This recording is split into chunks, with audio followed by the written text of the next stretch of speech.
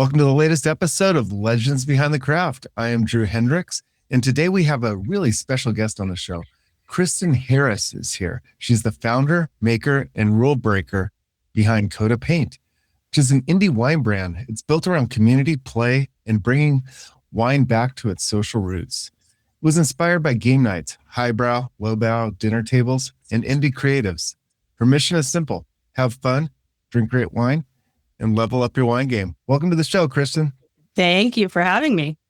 So, Kristin, I can tell right from the first part of your website, you've got the pinball machine and you got a wine bottle and the cup holder. I mean, I can't think of clearer brand expression. Why don't you tell the listeners a little bit about yourself, a little bit about the motivation for the brand, and what sets you apart? Yeah.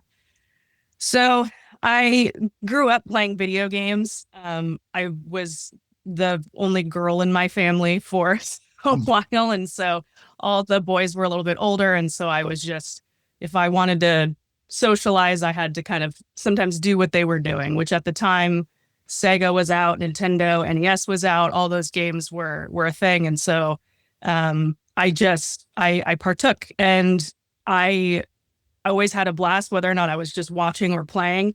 And, you know, I got into wine just kind of by chance. I was supposed to go to medical school and then just fell in love with a part-time job, which turned into full-time. And really it just became, and that was in 2015. And then kind of, I started making the first vintage of wine was in 2018.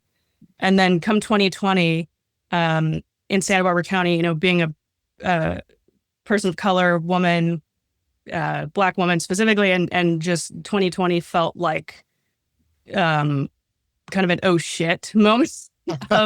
I suddenly felt like I because I went into the wine industry being, I came in kind of going, this is great. I was a little bit naive. I had no idea how to sell wine culture. I had no frame of reference for any of it. So I came in really blind to understanding what was kind of, the target audiences and the demographic, and starting to finally notice over years that I didn't necessarily feel like I was the target audience, essentially.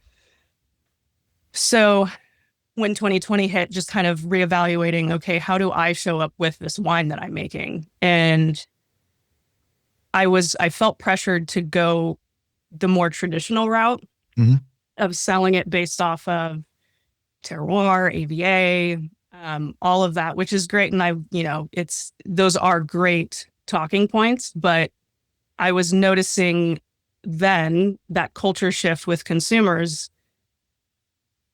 that it wasn't hitting the same way. It wasn't landing with, especially some of the younger audiences.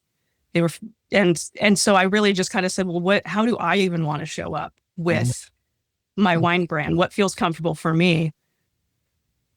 Because I didn't necessarily feel like playing the same game, so to speak. It just wasn't as even creatively interesting. And so I started Cote of Paint in terms of, I just said, I want to throw a Cote of Paint onto the industry. And that's where the name came from. And then I just said, well, let's just lean into the cheeky and have a paint can as the logo. And the paint can is inspired by an indie video game.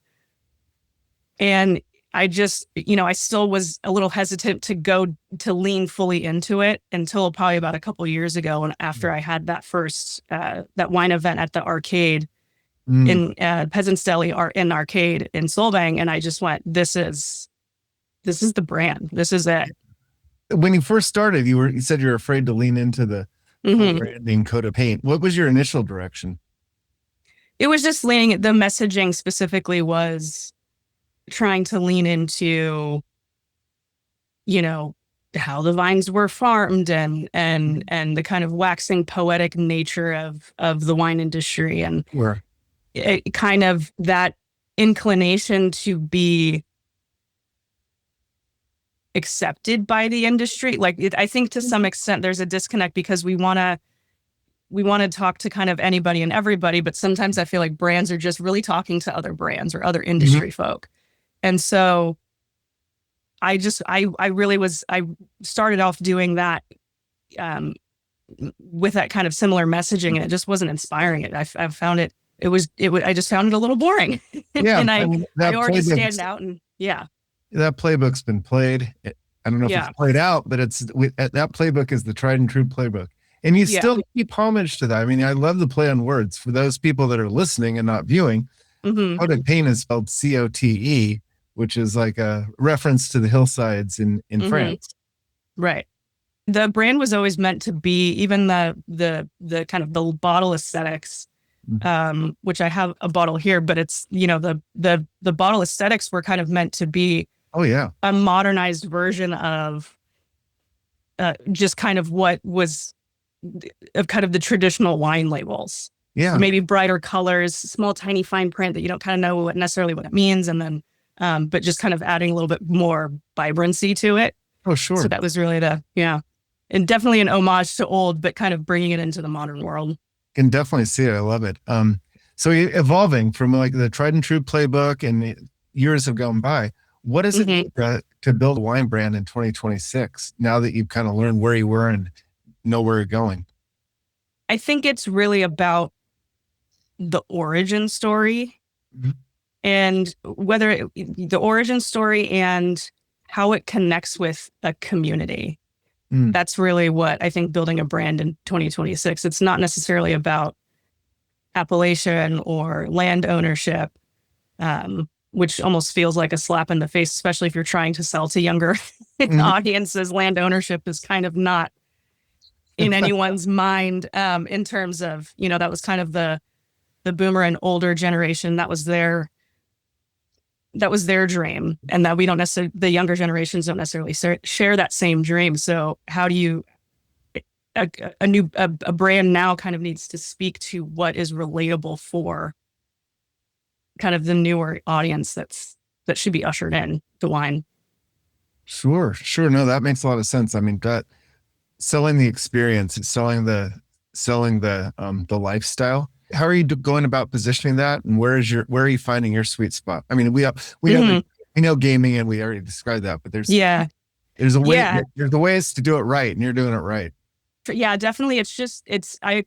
Because it's so niche, I do, you know, feel like sometimes I may be shooting myself in the foot because it does take a little bit more work Mhm. in terms of finding placements and all of that. But it's definitely just trying to go where the consumers are. It's going to take a lot of digital marketing Mhm. efforts too, to kind of even get the brand seen across the swath of the internet in the right in on the right in the right laptops and phones. And it's the events and things like that I want to do need to be in those more casual environments where people are just kind of naturally already socializing. Mhm. And, there's a lot of, I just recently relocated to Seattle, and I think they do a great job of, in terms of bars and experiences, where there's a lot of board games. You can find places where there's pinball machines. You can find, it's not necessarily marketed as an arcade, but Mhm. the environment is meant to take the pressure off of it being a wine bar per se. Mhm. So it's places like that, and also just being strategic about partnerships and things like that. I'm actually in the middle of rebuilding my website to be a little bit more expressive, Mhm. and so there's even going to be a little video game attached to it. Oh, cool. So that will even kind of help with those getting those partnerships and things like that. So Intrigued. Can you give us a yeah, sneak of what this video game attached? no, it's in like Wait, the early draft of top the video secret. game. Yeah. It's not a revolutionary game. It's going to be very similar to what has been, what we've kind of are familiar with in terms of little tabletop games. So Oh no, I think this would be great. That's yeah. cool. So, I mean, having marketed wine in, the Santa Barbara area, LA area, and the Hmm. Seattle area, how do you see these demographics as different? You already mentioned about the culture within these wine bars, but Hmm. where are you finding success as far as like reaching your audiences? Yeah. Because the brand is so disruptive in nature and kind of and niche, it actually really thrives in non-traditional wine markets. So Mm. um I don't think that showing up to Napa, Sonoma, Santa Barbara County, things like that to try to sell, are it's not going to land in the same way. And so I found that Seattle has been great. LA, there's some spots in LA that have been great. Even kind of fine dining restaurants that are kind of disruptive within their own little kind of establishment. They like bringing in Cote of Paint. I was just recently out in Boston for an event, and that the consumers are there as well. They were completely. I played Uno. Oh, wow. At my wine table, I just had Uno. I said, if you want to taste some wine and you want to play a hand, go ahead. And it was a hit. People loved it. And so I think just going to places where wine culture isn't kind of, it doesn't already have like its kind of claws in, is where Cote of Paint's really going to thrive. I see the going forward with the wine industry, maybe even taking a cue from the beer industry. Yeah. So many breweries, especially down where I am in Carlsbad. We must have 42 different breweries. Yeah. 78. And they're all selling IPA. They're all selling the same. I mean, I'm giving them too little credit, but they're all selling the same IPA with the differences. And the only ones that are succeeding are the ones that have built a subculture around that beer. People go there, yes, to drink the beer, yes, because they like the beer, but they're not going there because it's an award-winning beer. They're going there for the experience. Yeah. Whereas exactly. you go to like a wine tasting room, especially in Napa, a lot of them all look the same. They look like the owner's vision of what they think a winery was like. Right. Exactly. Yeah.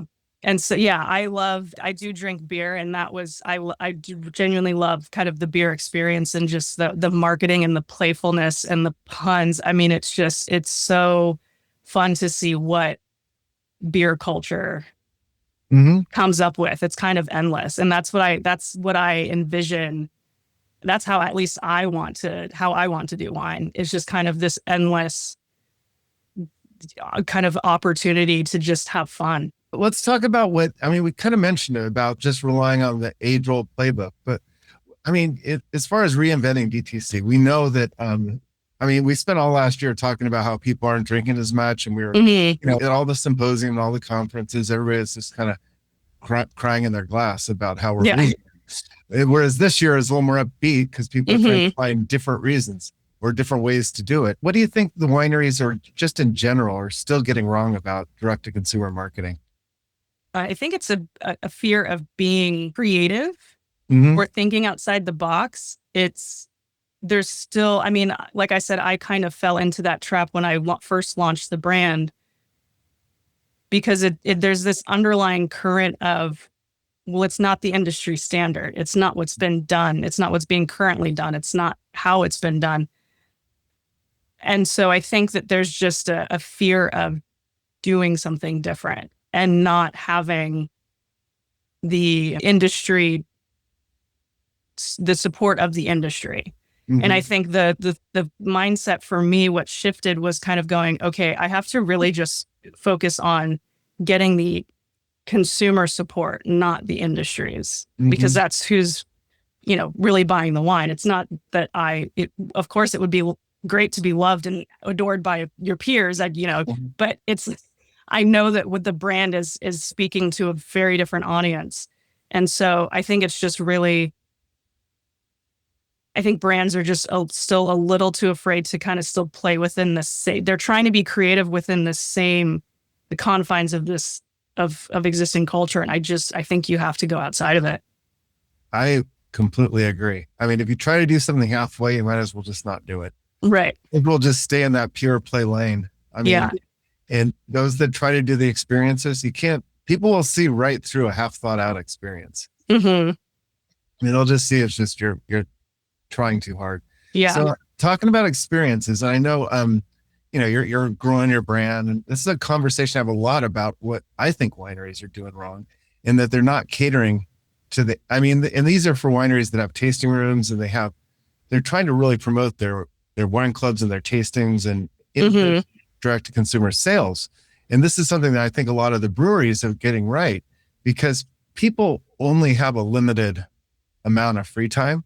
And when they do have free time, they do it with a group, and they do it with their families. And not everyone really enjoys sitting down with 6 little sips of wine and have that be the afternoon. And most wineries don't cater to that larger group. What about the people that come in that kind of like wine, but just want to hang out? Or what about people that maybe don't drink wine and want to hang out? So a lot of Right. these wine drinkers, they either reserve that experience for when it's just themselves, or they choose a different venue that's more Mm-hmm. group appropriate and more evolved.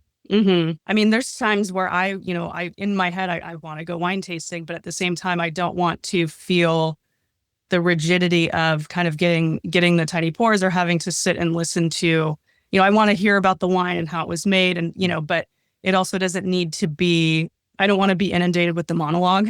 Mm-hmm. And I think a lot of tasting rooms are still leaning into that. And I guess my personal experience, like I said, when I got into wine, I didn't know how to sell it. I didn't know what wine culture was like. I just kind of was winging it. And so when I was working in the tasting room, I was just really taking the opportunity to connect with people. And I had really no technique. It evolved as kind of over time and kind of how to kind of weave in the brand story, but also making it about their experience. Mm-hmm. And it took years of just kind of trial and error. Oh, crap, I shouldn't have said that. That didn't really work or land as well. And it was just being a little bit more thoughtful and intentional about how I showed up in the tasting room and what kind of experience that I was providing them. It felt like I know that the consumers that would come back, the frequent kind of customer, they always just felt like we knew their name. They knew we knew what wines they liked. It felt like kind of their cheers spot. So I think that people want someplace that feels familiar, that feels like they can come and bring, their whole squad and not have to, feel the pressure to have to go through this whole educational experience. I love it. Feel like you're in your Cheers bar. I mean, you want to go where you feel comfortable.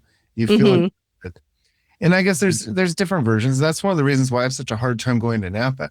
You really can't get food at any of the wineries, and you can't buy a glass of wine.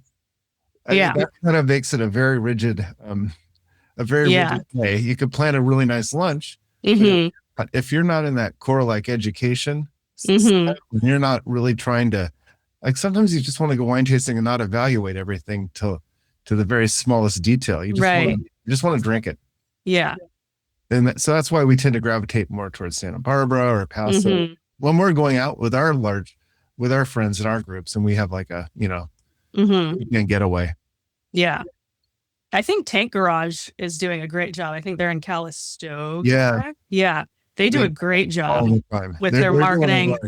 Yeah. People are definitely starting to do it. It's not, I don't necessarily want to go on any interview and make it sound like, because I'm choosing to kind of lean into the cheekiness and video or, gaming culture thing that I'm toting, that I'm doing the most disruptive thing that's ever been done in wine. I certainly do not want to, I'm not claiming that in any way. There's definitely brands that are doing it well.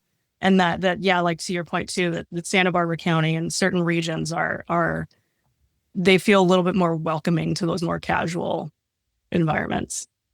I don't remember the name. I was up there. It was about a year ago in Solvang. There's one winery. It's like almost, they play like heavy metal and punk rock. It's right on the main drag there. Everything's black. Everything's like goth. I can think of one winery. Is it woman owned? I don't remember. We popped in and I was completely surprised. I hadn't seen anything quite as unique. I know that right on the east side of town.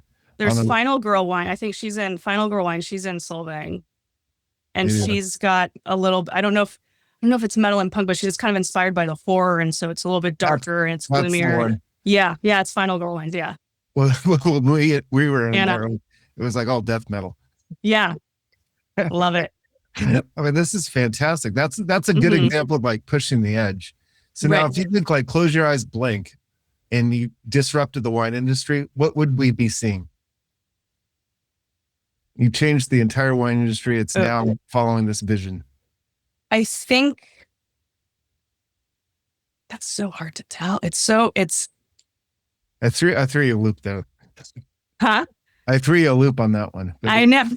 I mean, is it Mike breaking down the wine industry into all these subcultures where everybody just finds their place, or is it bringing democratization across the wine industry so it seems accessible?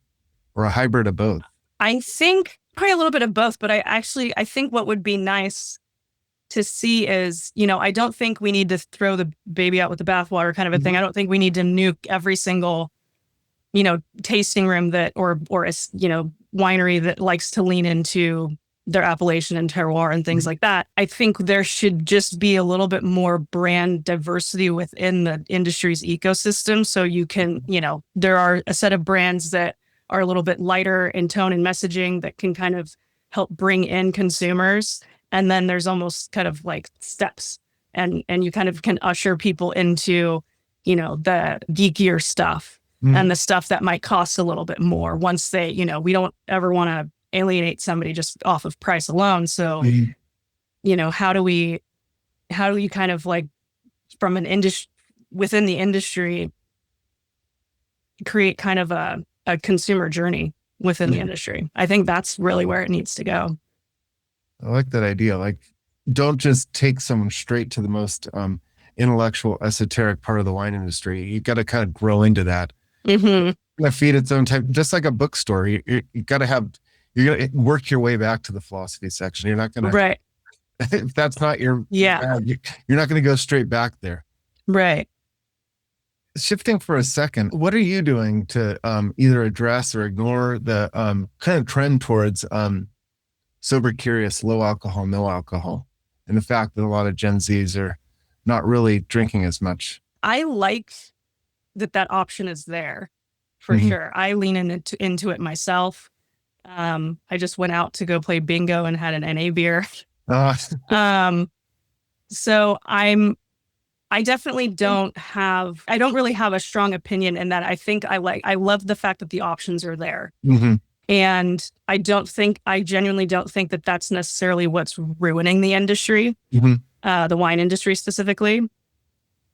There's a lot of Gen Z, Gen Zs are still in the earlier part of their careers. They're not making that much money. I don't think we should be necessarily blaming a generation. Oh, I also generalized too. Huh?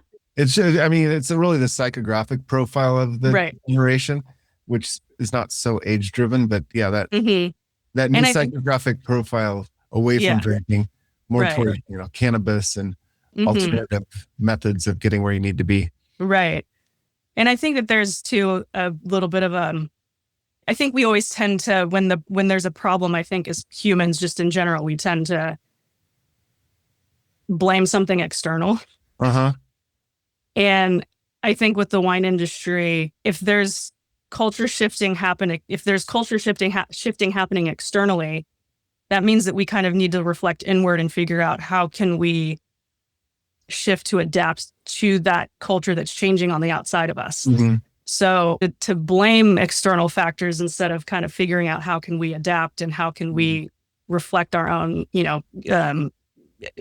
adapt our own brand identities, maybe flesh out our brand identities more, focus in on our, I don't think that's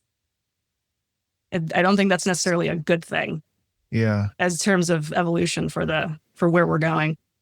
For the general wine industry, for sure. And as a boutique wine brand, you're really, that's not a problem you need to solve. Or it's really, no.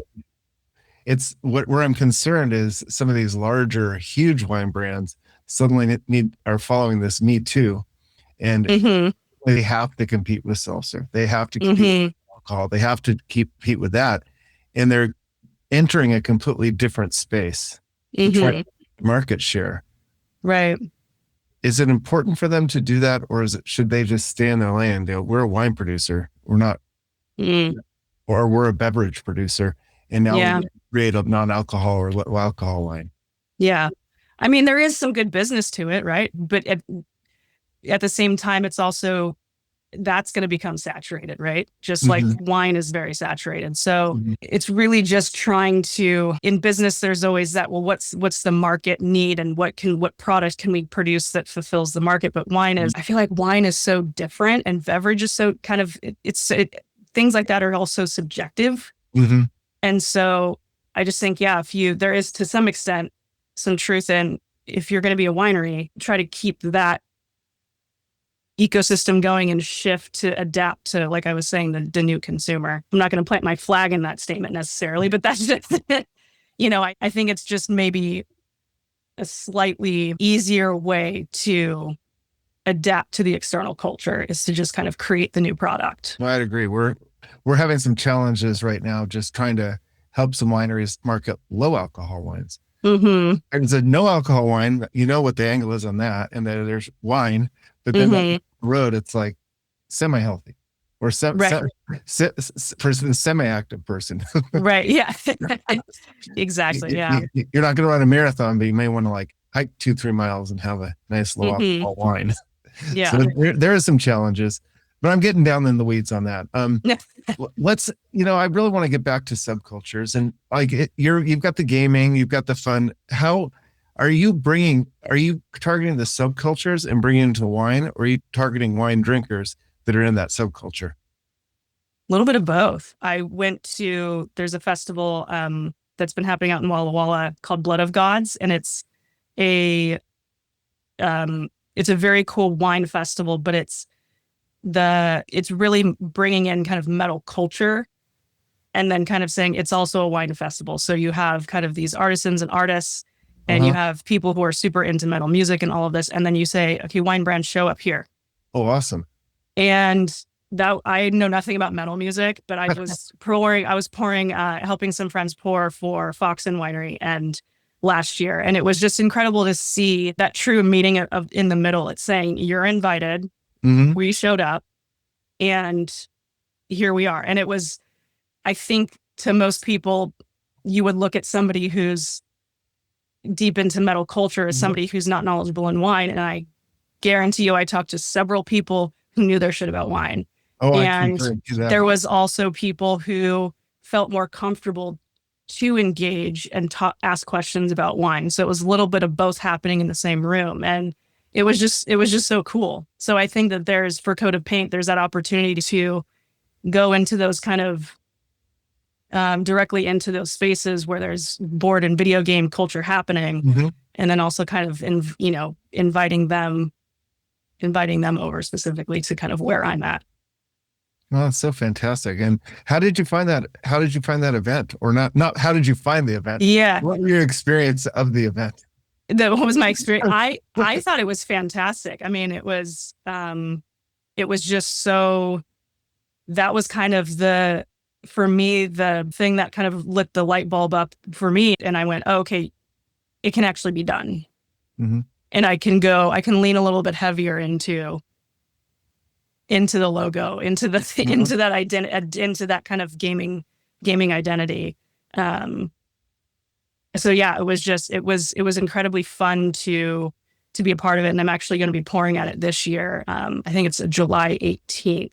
So if anybody wants to go to Walla Walla. I would be looking it up. That sounds fantastic. And Walla Walla is one of those, you have to be it's a wine region you have to be intentional to get to, but it's great. They've got great stuff. Last time I was there, I guess we flew into Spokane and drove south. And then another time we flew into Portland and drove east. Yeah. And that's a beautiful drive from Portland. It's long, but going in from Portland along the gorge, it's like, oh my God.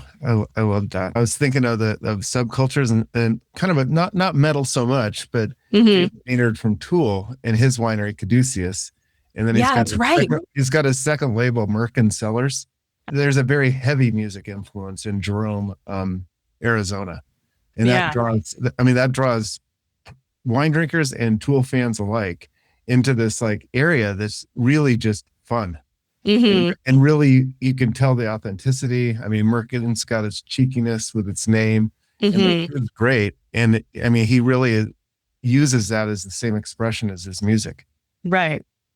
And see, that's kind of, that's where kind of falling into landing someplace where traditional wine culture doesn't kind of already have its claws. It's a totally kind of unconventional market. Love the gaming culture. Well, Kristin, as we're kind of wrapping down, what else would you like people to know about? Oh gosh. I'm stay tuned for the website. I'm literally in the early phases of the draft process, but it's gonna be fun. And yeah, I'm going to be pouring at the Blood of Gods in Walla Walla this year. And what else do I have? If you are in LA and want to go to the Female Founders Night at Benny Boy Brewing, I will be on the Female Founders Night panel. And that's June 3rd. And then, yeah, I'm starting to get more placements in Seattle. So hopefully start getting some pop-ups and partnerships with the new website. So. Oh, that's fantastic. And then, yeah. And your website is coteofpaintwine.com. Mm-hmm. Of paint. And we'll have the links in the show notes here so people will be able to find it. And then where can people find you on social? Yeah, it's the same at Cote of Paint Wine. And then Instagram.